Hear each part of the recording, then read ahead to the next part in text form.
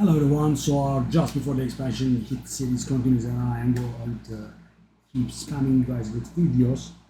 The expansion is almost upon us, so we are done with the character and itemization categories that I had in mind. Now we have the crafting system. There will be, this one will not, so this one is important and somewhat complicated, but it would not contain too many videos. So there are four important crafters in the game, right? There is the Occultist, there is the Jeweler, there is the Blacksmith, and there is the Alchemist. So let's start off with the Occultist. We are next to it. So what the Occultist does is so they can imprint aspects onto our legendaries. So on mythic uniques and on uniques, we can't imprint aspects. As you can see, they are not even showing up. Right? I'm only using 3 legendaries, and therefore I can imprint aspects onto those. Right? So, and if you take a look at the Codex of Power, we have 5 categories, right? And it also shows you what you can use them on. There is the defensive, there is offensive, resource, utility, and mobility. And the defensive stuff, so the amulet is the only slot that you can do all of them, right?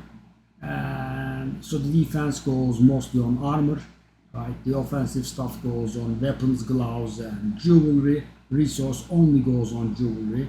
Utility kind of goes, all kinds of armor, and mobility goes on boots only, right? And as I said, I'm not even going into amulet because they all go on the amulet, and there are lots of aspects, and we have a separate video for the aspects. I have told you how to gather them. You have to find the legendary with the right aspect, and you have to salvage them at the blacksmith to do it, right? You can't sell them, right? If you sell them, you won't be able to obtain the aspect. So guys, you can never be too sure. Even if it's a garbage aspect, I would just suggest, salvaging it away and getting done with it. So you first select your item, right? Glove, then you select out of the potential aspects. I can only do utility or offensive on my gloves, right? This will also show you the level of the aspect, so which means I have all of these at max level. I am missing 1 point in one extra, so I have only 3 aspects equipped, guys, and I am missing a level here. And funny thing is, I'm missing a level on the other one that I have equipped as well. I only have the one in the weapon that's maxed out. That's the most important one, but still, so that's 59% out of 60. And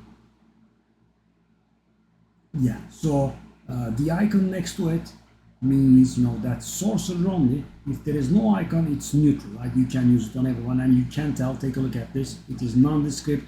I mean, it has nothing specific to a class, conceit aspect. And the good thing is, you can play a necromancer, for example, and get this aspect. And when you start playing a sorcerer, for example, if you want this one, you could have it already done, right? That's a nice thing to have. So you select your legendary. You select this one, and then it will show you the final result. There will be some cost to it. These are not very hard to meet. These are not very challenging. So you can use it to override, and you can have 1 aspect imprinted at most. And if you find a better version, you just can change it. I believe this one was called Storm Swell. So as you can see, I am still missing. So I have only 3 aspects equipped, guys, and 2 are not maxed out, and I have serious playtime, right? They should have all been maxed out. I don't know why I just couldn't.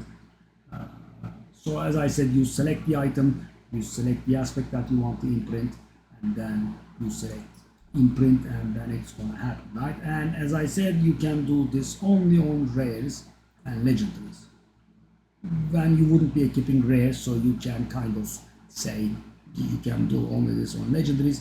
So I got into this subject in a previous video. So guys, you have to think hard if you actually want a unique, right? So for example, guys, in this build, several items are a must, absolutely unchangeable, but Tibo's Will and Talrash's Iridescent Blue could actually be, replaceable, right? Because when I get the legendary, I get to imprint whatever aspect I want rather than whatever is on the item. And also, we haven't got into that yet, but we will soon. Also there are the two tempers, right? So if it's not an absolute must, a legendary could be better. And of course, legendaries are somewhat easier to trade for, right? So because T-Bows is being used by a lot of builds, and getting a good T-Bow would be hard. I have been lucky with this one. This one is rather good. It just dropped for me. So that's about it when it comes to imprinting. Next up we have craft sigils. We haven't gotten into this yet, but you can craft Nightmare Dungeon sigils for World Tier 3 and World Tier 4. And you can craft also Infernal Hordes compasses, right? It spends a currency called sigil powder, right? And you can get it by salvaging sigils, or you can get it, it can just drop as well, right? You kill an elite and it drops like 65 sigil powder, and they elapse, right? And the third menu is for salvaging sigils. You can just salvage everything, or you can just select something. Yeah, that's a low tier compass. Let's just salvage it, and it gave me 101 sigil powder. And when you are crafting the sigils, you have to pay in sigil powder and a bit of gold. It's not too much, but it takes away some gold. So if you want to craft the highest tier of Nightmare Dungeon sigils, you have to pay 450 sigil powder per sigil and 50,000 gold, right? So if I want to craft 10, I would be paying 500k gold and 4.5k sigil powder. But of course, the ones that I get, I can also break them, right? Salvage them. And finally, we have the item enchanting. This is very important. I mean, kind of all of them are important. So it allows me to reroll something on the item, right? And you can observe it by the icon next to it. Two arrows, pointing to each other. So the crit chance on the glove has been rerolled. The crit damage on this weapon has been rerolled, and on this ring I rolled the crit damage, right? So you can have a stat that is not good for you, but you can change it. So guys, you don't mind if the item has two good rolls and a bad roll, right? Because you can change that bad roll into something that you want. But keep in mind, the cost climbs really fast, and it's more expensive on weapons. And so on weapons it's not a problem, because it can, by the way, show you. So on weapons we have 9 possibilities, right? Well, actually 11. 2 of them already exist, and it's not very hard to hit what you want, right? And every time you do it, you get 2 options, right? So hitting whatever you want is something like a 22% on a weapon, right? Because you have 9 options. They all have approximately 11% chance of appearing, and the thing that you want, if it's a single thing, has a 22% chance of appearing, right? That's fine, right? 4 or 5 rerolls and you would get what you want. Of course, it doesn't speak to the range, right? So for example, let's take a look at the crit damage I have here. It's in the medium range, right? I could reroll it until I get 195, of course. That would be, very, very expensive. And, as you can see, it costs $1 million gold already, and this is me like rerolling 4 or 5 times, right? The others are not expensive. Let's just take a look at this one. On the gloves, though, there is a problem. As you can see, the number of stuff that we can roll is huge, right? 3, 6, 9, 12, 15, 18, 21, almost 30. But the thing is, I believe, guys, the more core stuff is a little weighted, right? I mean, main stats and life have a higher chance of appearing than, you know, just 1 in 30. But of course, you know, guys, if you are going for, you know, +3 chain lightning, yeah, this will make you cry, right? I mean, it's gonna take so much gold away, because as I said, it goes very bad, right? So 93k, 130k, 170k, blah blah. And one thing that's important, let me just waste some gold. So guys, I got 2 core skills and 59.4% crit damage, which I don't like.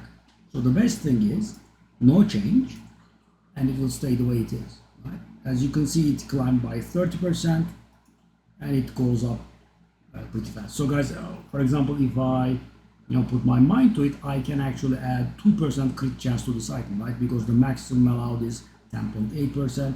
I'll just do another try. Fails, I'll keep the crit. Fails,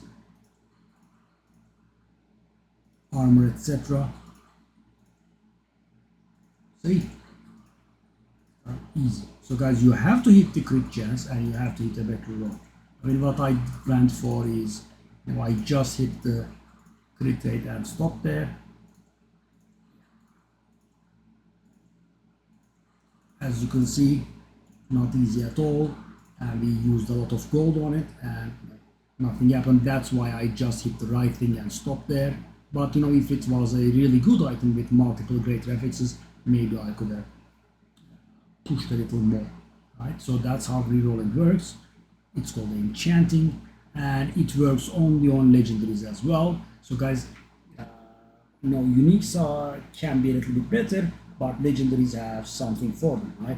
I mean, you can imprint whatever aspect you want, you can enchant them, you can reroll a stat that you don't like, and we will get to it, you know, in an upcoming video, right? And you can also temper them, right? So tempers can be observed by these funny icons next to them, right? The crit damage and the lightning spiral lucky chance are tempers.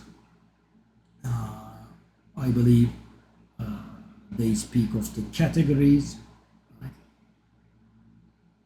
I mean, the axe is offense, the flame means resource, the trap means utility,